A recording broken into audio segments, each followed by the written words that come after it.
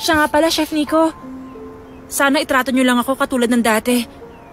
Yung kitchen assistant niyo lang.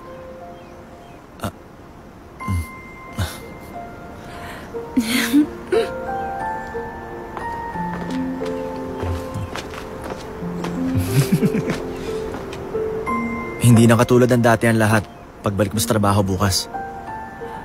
Hindi na tulad ng dati? Babalian ka raw na binti ng sous chef dahil hindi ka pumasok ngayong araw.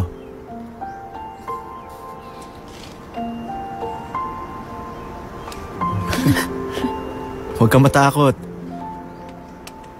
Pasensya na kayo. Pinuntahan niyo pa ako dito, Chef Nico. Magkita na lang tayo bukas. Hindi na sana magulo ang isip mo.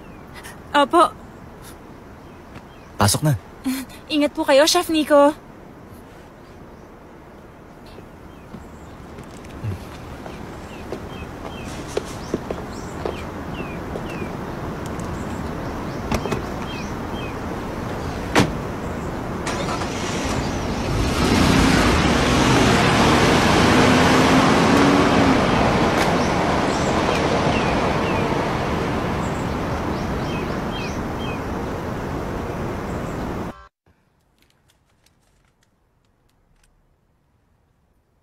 Ano naman yan?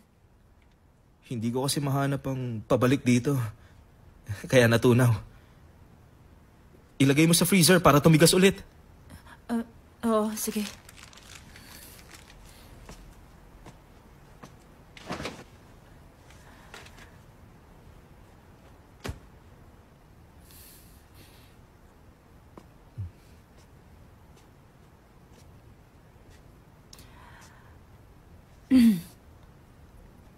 Yung tungkol kanina.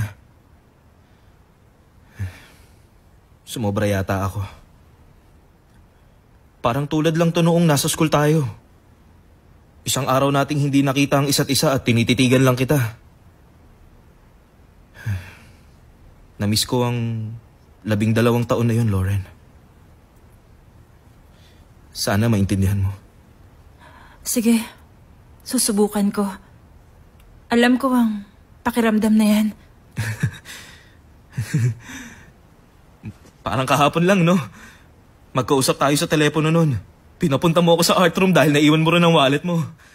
Pumunta naman ako pero hindi ko mahanap. Pinagtripan mo lang ako nun, no? Lagi mong ginagawa sa akin yun para asarin ako. Diba? Ano, tama ako? Uy, mag-sorry ka na sa akin. Bakit?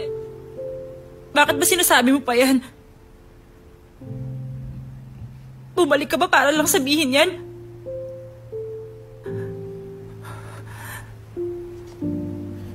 Uy, Lauren naman.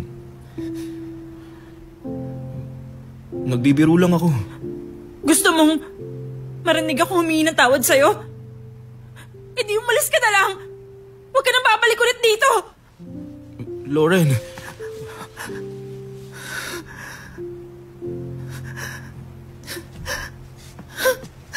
Sandali! Lauren!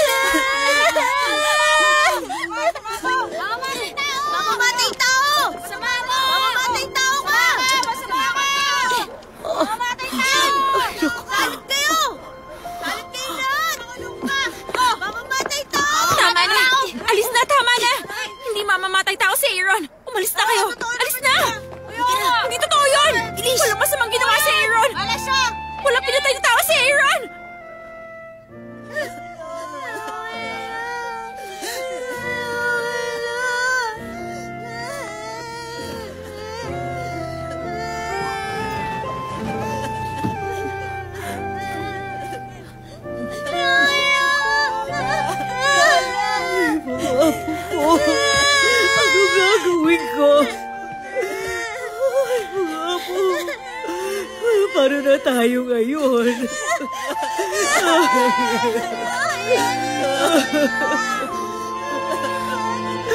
Ay, Diyos ko. Aaron. Sabihin mo, hindi ka mamamatay tao. Hindi totoo pinatay mo si Joel Yang. Bumalik ka na dito. At sabihin mo sa lahat na hindi ka mamamatay tao. Bumalik ka at ikaw mismo magsabi.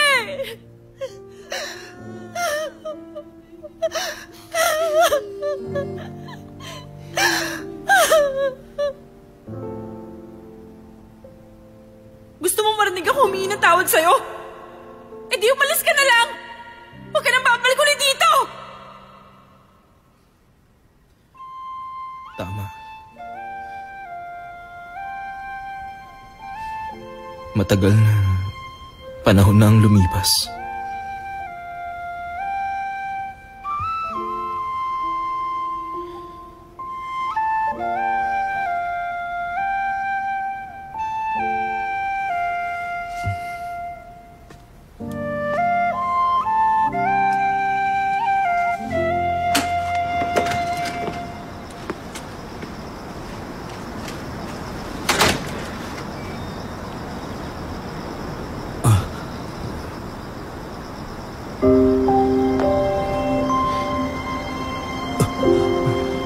Jacob?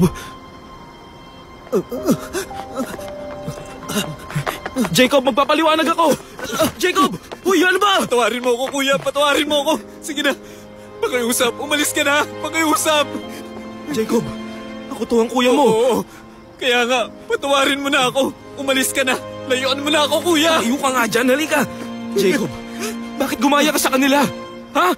Paano ka naging ganyan tao? Sumagot ka! Wala akong pagpipilian dahil kapatid kita. Ano? Dahil kapatid mo ako? Oo. Dahil kapatid ako ng mamamatay tao. Anong mararating ko kung ganitong sira ang pamilya ko? Kaya, huwag ka nang magpapakita. Alis na! Teka!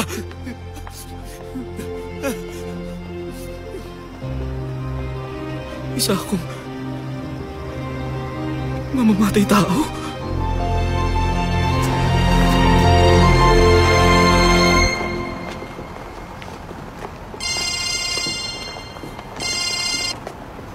Hello? Hello? Ako to si Aaron. Uy, Aaron! Nasa ka ngayon? Jonathan.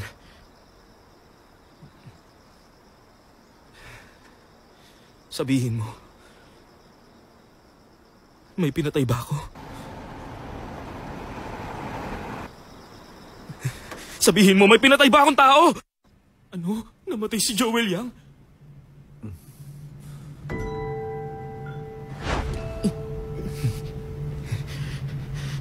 Tatawag ako ng ambulansya. Sandali lang, ha?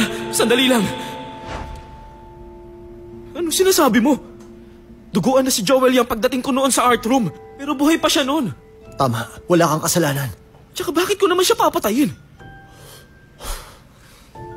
Isa pa, nabundol ako ng sasakyan sa pagmamadali kong tumawag ng ambulansya.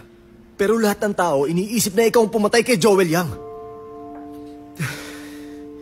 Hindi ako makapaniwala. Naniwala ba si Loren? Si Loren? Kasi... Si Loren... Iniisip niyang kasalanan niya dahil pinapunta ka niya sa art room. Pinahirapan niya ang sarili niya dahil akala niya kasalanan niya ang pagkamatay mo. Hindi na siya pumasok sa school nun. Pati kami, iniwasan na niya. Pagkatapos, nagsimula na siya magpa-therapy. At balita ko, nahirapan siya. Si Juliet lang din ang nagkwento sa akin. Matagal na natili ang lola mo sa ICU. Bago siya namatay. Si Loren na nagbayad ng gastos sa ospital. Nangutang siya para doon.